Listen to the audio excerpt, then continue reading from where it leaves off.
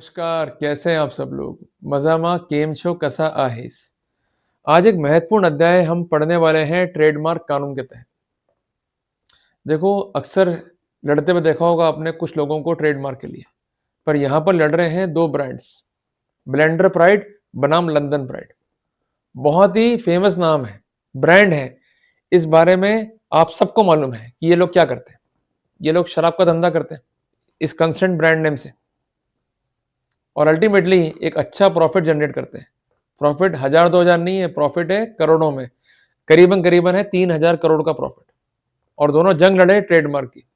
अब क्या क्या दाव पे इसको अपन समझेंगे और किस प्रकार ये प्रोसीड हुआ इसको समझेंगे, क्योंकि जो ये स्टोरी है ना इनकी, बेसिकली एक बेसिस है to proceed in the trademark cases, कि जब भी आप ट्रबल में हैं ट्रेडमार्क केसेस के अंदर, खासकर आरोपी साइड से, ये गाइडलाइन समझ ली आपने, तो निश्चित तौर पे आप डिफेंडिंग पोजीशन में होंगे और अच्छी तरीके से अपने केस को जो है डिफेंड कर पाएंगे।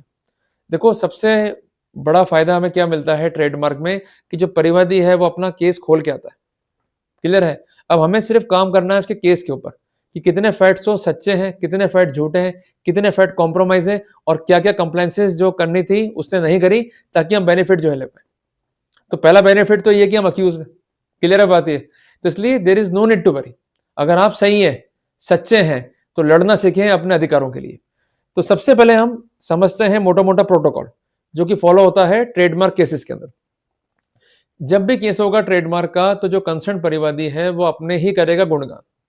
जैसे हम लोग देखते हैं कई बार महिलाओं को शादी पार्टी में रहती हैं तो सस्ती सवरती है, तो वैसे ही करता है परिवादी, अपनी करेगा बड़ाई, कि मेरा जो प्रोडक्ट है शानदार, जो मेरा प्रोडक्ट है ये रजिस्टर्ड है, देखो मैंने कितना किया काम शानदार, देखो मैं कितनी सेल करता हूँ, सब काम ईमानदारी से करता हूँ, मेरी एक अच्छी गुडविल है, मेरी एक अच्छी रेपुटेशन है, जिसे हम कहते हैं अपने मुंह मियाँ मिट्ठू रे। क्लियर है? ये बेसिकली दिक्कत नहीं है, ये बेसिकली चुल है परिवादी को। कोई भी केस उठा के देख लेना आप ट्रेडमार्क में, परिवादी कहेगा कि मैं तो बहुत ईमानदार हूँ, मैंने कुछ नहीं किया, जो कुछ किया आरोपी ने किया। क्लियर है बात ये? और मैं बहुत नियम को फॉलो करने वाला हूँ, मैं बिल्कुल नियमवादी इंसान हूँ। क्लियर है बात ये? अब देखो, जो आदमी गलत होगा ना, वो देगा दुहाइयां नियमों की, खुद गलत होगा परिवादी, क्या मानसिकता उसकी होती है इन केसेस के अंदर, आप जरा खुद सोचो। देखो, होता है क्या बेसिकली, कोई नहीं चाहता कि जंगल में दूसरा शेर आ जाए। जब कोई ब्रांड मार्केट में आ चुकी होती है और वो होती है स्टेब्लिश, तो वो होती है जंगल का राजा।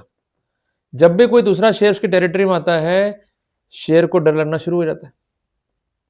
और शेर किससे डरता है? बब्बर शेर से। तो आप क्या हो? बब्बर शेर उस मार्केट के। उसको डर है कि ये बब्बर शेर आ गया, धंधा मेरा बंद कर देगा, तो रोका जाए बब्बर शेर को। तो योजनाएं बनाता है परिवादी।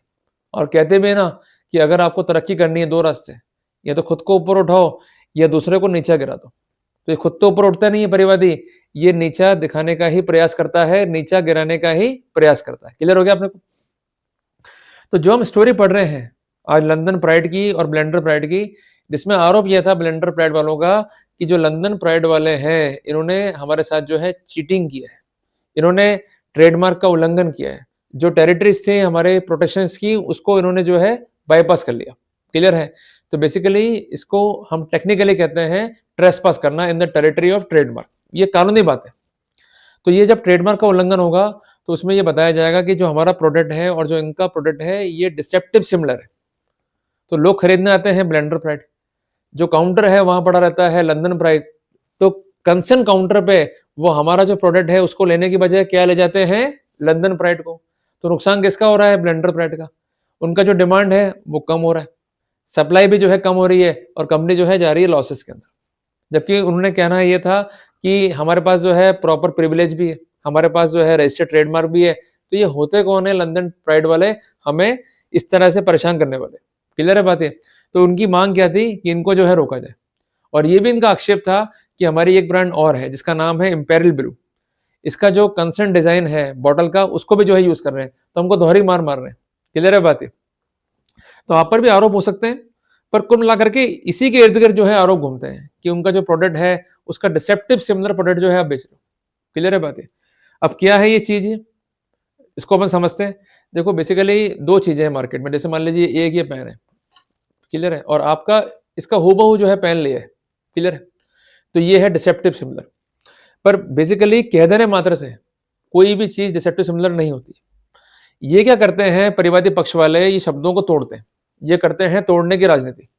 जैसे उदाहरण के लिए अगर आप देखेंगे लंदन प्राइड को, तो उसको बांट देंगे 2 हिस्सों में, लंदन अलग और प्राइड अलग।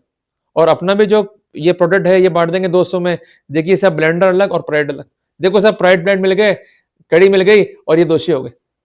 क्लियर है? अब क्या बोले परिवादी को? खैर उसकी ऐसी मानसिकता है तो हम क्या बोल सकते हैं। कानून क्या बोलता है कि तोड़ना मना है। तोड़ने को हम क्या बोलेंगे? डाइसेक्ट करना, तोड़ना, काटना। तो उसके लिए वर्ड क्या यूज हुआ है? Anti dissection rule.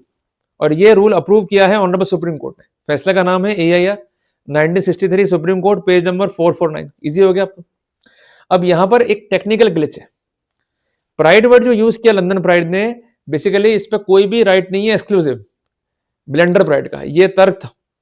और बेसिकली जो वर्ड कॉमनली यूज होते हैं, क्लियर है, उन पे किसी भी रूप में एक्सक्लूसिव राइट क्लेम नहीं कर सकते concerning the trademark act. Clear हो गया? तो प्राइड वर्ड तो आप भी यूज कर सकते हो। क्लियर है बात ये? तो जब हम देखेंगे लंदन प्राइड को और ब्लेंडर प्राइड को, आप देखिए क्या आपको दिखता है कि एक नजर देखने पे दोनों सिमिलर दिखाई देते? क्या आपको दिखाई देता है कि इन्हें देखने मात्र से आप डिसेप्ट हो जाएंगे, या आपको ऐसा लगेगा कि ये ब्लेंडर प्राइड नहीं, ये लंदन प्राइड ही? अगर अपेरेंटली विजुअल करके हमें ऐसा कोई इफेक्ट नहीं आ रहा है, तो उस कंडीशन में वॉयलेशन नहीं होगा। और यहीं पर खेल खेलता है आरोपी। क्लियर है बात ये? तो कुल मिला के एक टेक्निकल वर्ड है, उसको जो है आप नोट डाउन कर लो, बहुत इंपॉर्टेंट वर्ड है, और उसका नाम है कंपोजिट मार्क। कि प्रोडक्ट बिल्कुल बना दिया सिमिलर, पर लग नहीं रहा कि सिमिलर है, पर इनकैश कर रहा है गुडविल को। पर अल्टीमेटली जब रिपोर्ट करता है परिवादी, तो साफ साफ कहता है आरोपी कि मैंने कोई गलत काम नहीं किया, क्योंकि जो मैंने मार्क यूज किए हैं या वर्ड्स यूज किए हैं उसका मेरे पास प्रॉपर जो है ट्रेडमार्क है। मैं जो प्रोडक्शन कर रहा हूं वो उसके तहत कर रहा हूं, तो मैं कहां गलती कर रहा हूं। और एक बात ध्यान रखिएगा कि अगर आप आरोपी हैं और ट्रेडमार्क उल्लंघन का आप पर आरोप है और आपके पास भी रजिस्टर्ड ट्रेडमार्क है, और जो आपका प्रोडक्ट है और जो रजिस्टर्ड ट्रेडमार्क है वो मैच खा रहे हैं, तो किसी भी रूप में इंजंक्शन इशू नहीं किया जा सकता। ये मैं नहीं कह रहा, जजमेंट है ऑनरेबल सुप्रीम कोर्ट का। तो यहां पर राहत मिली या नहीं मिली, मुझे आप बताओ। क्लियर बात ये? तो कुल मिला करके जो बात कहेगा परिवादी, बर्डन जो है उसके ऊपर है to establish each and every fact. उसको अपना केस जो है सस्टेन करना है। अगर केस जो है सस्टेन नहीं कर पाया परिवादी, तो वहां पर नुकसान खा जाएगा। कई बार ऐसा होता है कि जब आपके पास भी होता है रजिस्टर्ड ट्रेडमार्क, ये मालूम पड़ता है बाद में परिवादी को, तो उसके होश जो है उड़ जाते हैं। अब फिर वो एक दाव खेलता है। वो दाव क्या है? The theory of passing of. कि जो ये कंसर्न प्रोडक्ट है इसको मैं लंबे टाइम से यूज कर रहा हूं, मैं फर्स्ट इन मार्केट हूं, मैंने सबसे पहले मार्केट में जो है स्टेप इन किया है, मैं मार्केट का पायनर हूं, खुदा हूं मार्केट का मैं, ये उसका कहना होता है। पर ये भी उसको प्रूव करना होगा। अगर वो प्रूव नहीं कर पाया तो उसको नुकसान जो है झेलना होगा। इसके लिए पैरामीटर क्या है, कानून क्या बोलता है कि सबसे पहले उसको बताना होगा कि वो इस मार्केट में पायनर है। इसके साथ साथ ये भी स्टेब्लिश करना होगा कि उसकी गुडविल का जो है एक अस्तित्व है, या उसकी इस कंसर्न वर्क में एक स्पेसिफिक रेपुटेशन है। इसके साथ साथ उसको ये भी साबित करना होगा कि उसने मिसरिप्रेजेंट नहीं किया है किसी भी रूप में किसी भी संस्थान को, सही फैक्ट जो है बताएं। और सबसे इंपॉर्टेंट बात, जो डैमेज कॉज हो रहा है कंसर्न आरोपी की हरकतों से, उससे उसको हो रहा है इनरिपेरेबल लॉस। अगर इस तरह के पैरामीटर रिकॉर्ड पे नहीं है या सस्टेनिंग एविडेंसेस नहीं है, वहां हम बेनिफिट ले पाएंगे। तो आप जरा खुद सोचो, घाटे में कौन है, परिवादी या आरोपी? परिवादी, क्योंकि जो वो फैक्ट लिख के लाएगा उसको साबित करने होंगे, और आरोपी को उन फैक्ट्स में डाउट क्रिएट करना है, एक प्लॉजिबल स्पष्टीकरण देना है। सबसे पहले देखना है कि हरकत क्या करी कंसर्न परिवादी ने केस को ब्रिंग करने में। अगर लॉफुल कंप्लायंसेस नहीं करी, हार जाएगा। गलत केस बना दिया तो हार जाएगा। या जो बात वो कह रहा है वो मिसमैच्ड है या हाईली कॉम्प्रोमाइज्ड है, फायदा ले जाएगा आरोपी और परिवादी हार जाएगा। क्लियर हो गया अपने को? इसलिए ये सारा खेल है साइकोलॉजी का। अगर दिमाग की ठीक है साइकोलॉजी तो प्ले कर जाओगे, अगर दिमाग ही खराब कर लिया, डर गए केस से, तो फिर कुछ नहीं कर पाओगे। तो जिन लोगों ने लड़ाइयां लड़ी हैं ट्रेडमार्क में, उन्होंने अपने दिमाग की साइकोलॉजी को खराब नहीं होने दिया, जैसे इस केस में हुआ। तो यहां पर कहना यह था कंसर्न आरोपी का कि साहब एक बच्चे को बुलाते हैं जिसको हम कहते हैं the person of ordinary prudence. वो ही बता देगा कि लंदन प्राइड को देखो या ब्लेंडर प्राइड को देखो, दोनों शब्द विजुअल इफेक्ट में अलग अलग दिखाई दे रहे हैं। और कानून यही तो कहता है हमारा कि अगर विजुअल इफेक्ट में दो चीजें अलग अलग हैं तो उल्लंघन नहीं होगा। यहां पर बचा फिर मिलता है आरोपी को, जिसको हम कहेंगे जीवन दान, कि अगर विजुअल इफेक्ट मिल भी रहे हैं तो उनका होगा उच्चारण। अगर फोनेटिक स्नैरियो में या फोनेटिक इफेक्ट में वो मैच नहीं हो रहे, तब भी आरोपी झट से बाजी मार जाएगा। तो बहुत मौके हैं आरोपी के पास में, पर समझने का खेल है। इसलिए आपको निराश नहीं होना है अगर आप गलत नहीं हो। लड़ो अपने अधिकारों के लिए। लोग तमाम बातें कहेंगे, सरेंडर हो जाओ, माफी मांग लो, कन्फेस कर लो। इवन आपको फोन भी आ सकते हैं काउंसिल्स तक के भी, कि देखो भाई बचना है तो माफी मांग लो, नेवर कन्फेस। और एक बात ध्यान रखिएगा कि इलाहाबाद हाईकोर्ट का जजमेंट है, कोई वकील किसी पक्षकार के बिहाफ पे, खासकर किसी भी केस में आपको फोन तक नहीं कर सकता, कम्युनिकेट नहीं कर सकता है। ये मिसकंडक्ट है, पर नियम की जानकारी ना होने से आप परेशान हो जाते हो। क्लियर है बात ये? मतलब लंदन प्राइड मार गया कंसर्न ब्लेंडर प्राइड को, सिर्फ इन्हीं दाव पेच के बेसिस पे। जब वो लड़ सकते हैं तो हम भी लड़ सकते हैं। ये विश्वास जगाना होगा। अरे कहा था ना गुरु गोविंद सिंह ने कि चिड़िया नाल बाज चढ़ावा, तबे गोविंद सिंह नाम कमावा। तो अगर आप सही हो, घबराने का नहीं है। ये आप पर हमला करेंगे बाज बन के, तो हमें भी चिड़िया बनना है गुरु गोविंद सिंह की। हमला करो, पर हमला हर एंगल से होगा, चाहे साइकोलॉजिकल हो, चाहे हमला लीगल हो, पर हमें हमला करना होगा।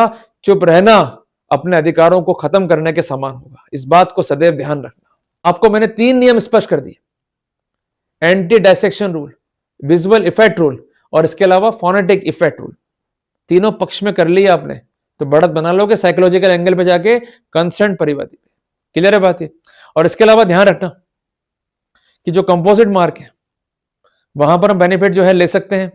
इसके अलावा साबित करना होगा परिवादी को कि जिस बात को लेकर ये अड़ा हुआ है उस कंसेंट मार्क पे या उस कंसेंट वर्ड पर उसका एक्सक्लूसिव राइट है। अगर वो ये साबित नहीं कर पाता है, ये हो गया लूज परिवादी।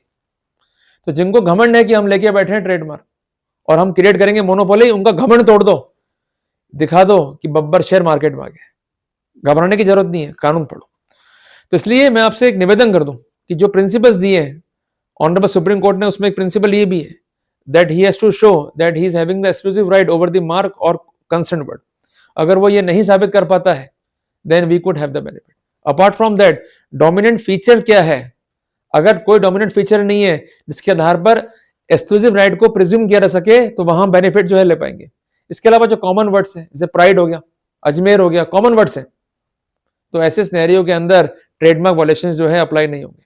उसके अलावा अप्लाई करना है एंटी डायसेक्शन रूल, तो यहां पर फायदा मिला। तो जब भी आप जवाब लिख रहे हैं अपने केस में, और केस जुड़ा हुआ है ट्रेडमार्क से, जजमेंट में आपको लिखा रहता हूं, इसकी अनुपालना सुनिश्चित करना, डेफिनेटली जो है फायदा मिल जाएगा। नाम है परनोड रिचर्ड इंडिया प्राइवेट लिमिटेड बनाम करणवीर सिंह छाबड़ा। जजमेंट है ऑनरेबल सुप्रीम कोर्ट का। डेट है 14/8/2025। क्लियर हो गया अपने को? जल्दी मिलेंगे एक नए टॉपिक के साथ। आज के लिए सिर्फ इतना ही।